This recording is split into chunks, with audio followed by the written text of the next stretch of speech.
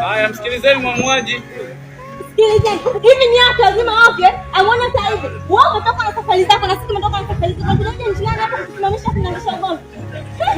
Wewe bado unajiheshimu kweli? Najiheshimu tu. Yaani mtu mjali maoga anataka kupigana na huyu. Huyu acha kujifunza adabu.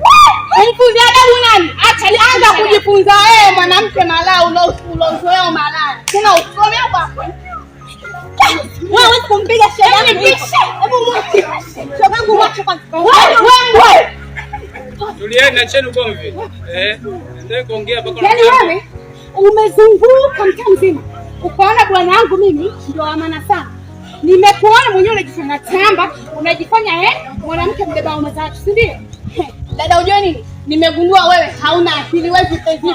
Sababu upate bwanako, eti unanifuata mimi. Kamtulize dada, jifunze maujuzi ujui.